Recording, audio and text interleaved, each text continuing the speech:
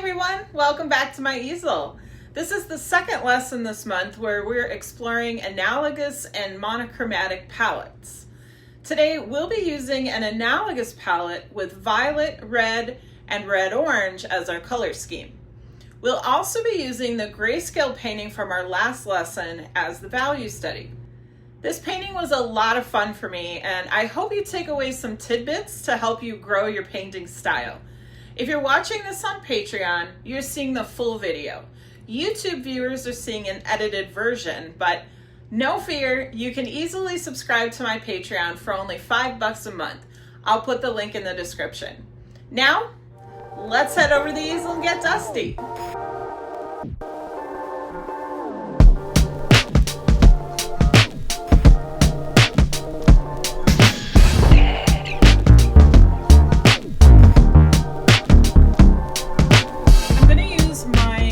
Grayscale painting as kind of my value study or my reference image for our next painting in the series for this month. So the one we're going to do now is going to be an analogous painting. So analogous means you would choose 3 colors that are next to each other on your color wheel.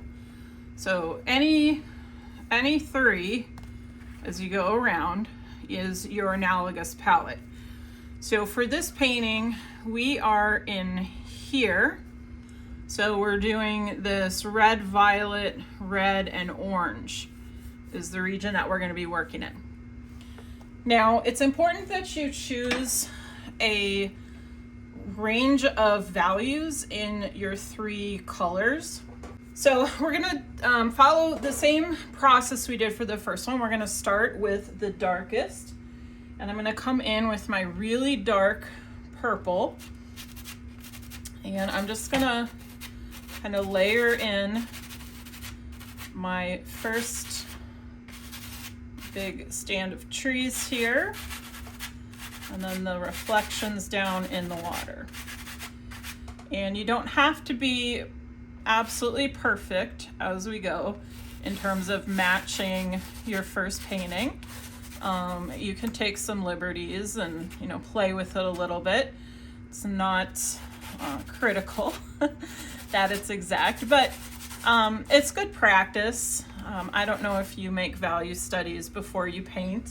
I don't always, but when I do, I find they're really helpful for making the finished painting, as long as I follow the value study. I don't always. And these 2 paintings are real close to each other, so there's going to be kind of a little bit of fuzziness between the 2. That's all right. And I'm just blending out my darkest layer because I want this to really get into the paper.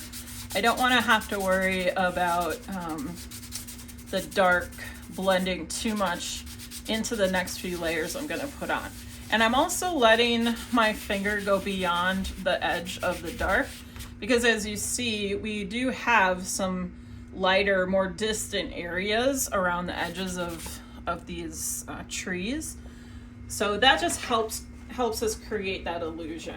Now I'm going to come in with my really dark red, and I'm just going to add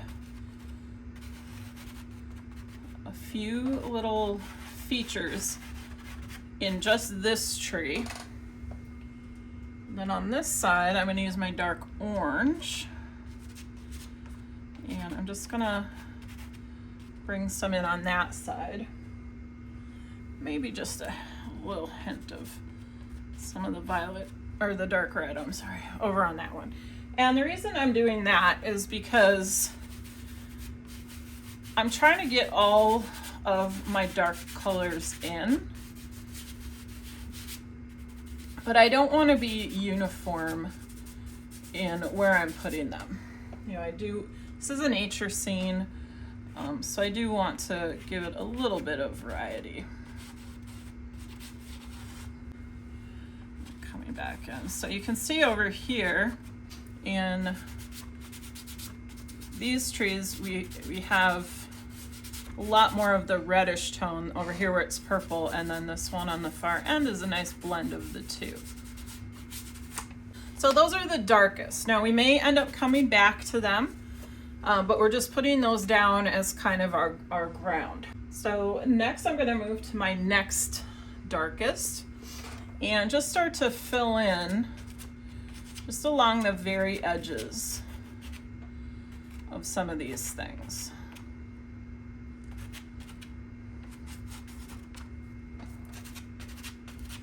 Just remember that usually, not always, but usually when you're painting landscapes, as things get further away from the viewer, they get lighter and they get cooler. So within your analogous palette, you want to think about which of your colors you want to go on the cooler side of the palette. Because even if you're working with reds, there are cooler reds and warmer reds. All right, so now I'm going to go to this is my middle violet value. And I'm just going to bring a few little details into my tree here on the left. And then I'm going to go to my middle red value, which is more of a reddish pink color. And then my middle orange value. Now you noticed I haven't used some of my darker colors just yet. And that's okay. As we layer and go back and forth, we'll start bringing in some of those darker colors again. So I'm just softening. I'm not blending as hard as I did with the first couple layers of the darks, just softening them up a little bit. All right, so now I'm going to go to my second to the lightest, and I'm going to think about my sky here. Do I want the sky to be cooler or warmer? And I'm going to lean towards cooler because we've already got a lot of cool in here, and it's going to make a little more sense.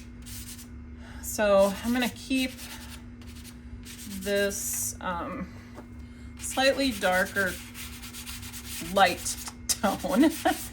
It's definitely not dark, but it's darker than the lightest that we have. So I'm going to just kind of keep that more towards that one side. And I'm going to come in with this is my reddish second to the lightest in the red. And just applying that, kind of trying to mirror myself. It's a little hard, but all right. And now this is my lightest orange before the lightest. I'm just gonna get that in there. So now we can start to feel the mood of this painting as we're making our color choices. So this is feeling very, very cool. Now, if I had chosen to go with my peachy tone here as the bulk of the sky and then restricted these cool tones to just the edges, it would feel much more like a warmer day. Whereas this, we're kind of getting kind of that cool twilight or early morning sunrise before the sun is really visible feeling. All right, so I'm just gonna come in here and gently I'm just dabbing. I'm not really dragging. I'm just dabbing with this peach. This is the same peach that I used in the sky just a second ago. But I'm just dropping it onto these trees just to warm them up, just a hair. Same with over here. And you'll notice that this color looks very different on top of these layers as it does over here, and same thing here. So that's, to me, one of the really fun things about pastels is as you layer, you just create different colors with the same colors that you have. Okay, so I said as you go further back in a landscape, you start to see cooler colors. So I'm going to bring in this light purple here.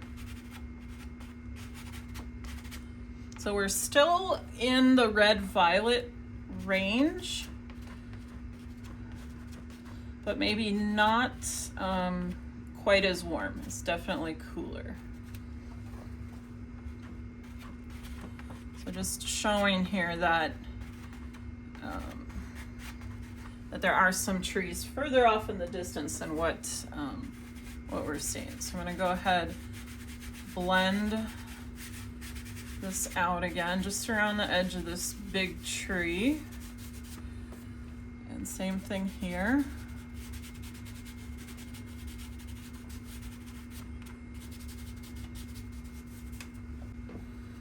All right, so this is my really light pink again.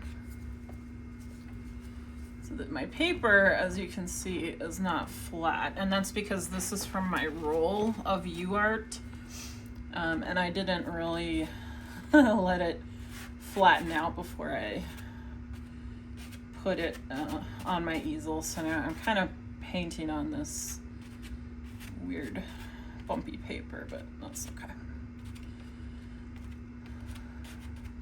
All right, so just gently touching some of this pink into my trees. So I'm trying to add some texture and some just a little bit of interest here.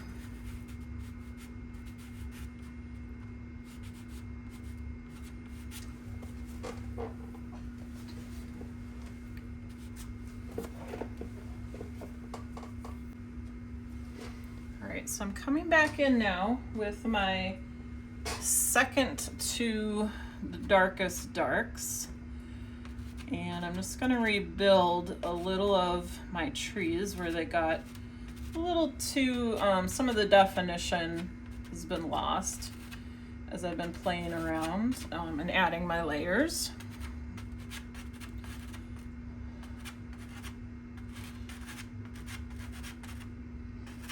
And you notice I have not used my lightest lights just yet. And I'm doing that on purpose. I'm saving those until the very end. Let's bring in some of this dark violet back in over there.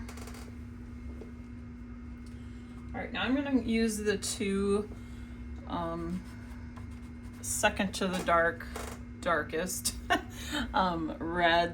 red and red orange color, and just again I'm just using this color to just kind of add a little detail in here, create some leaves, create a little bit of movement,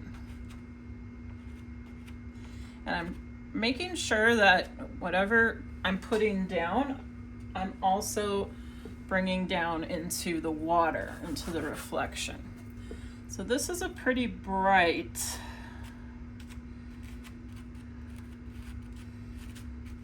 orange.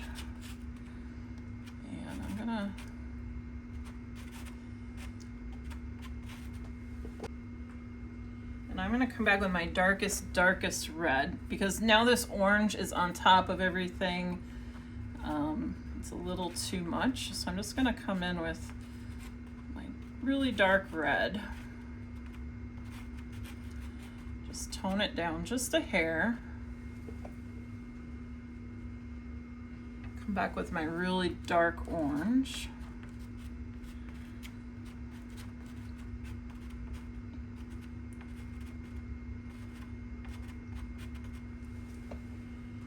Back with the really bright orange again.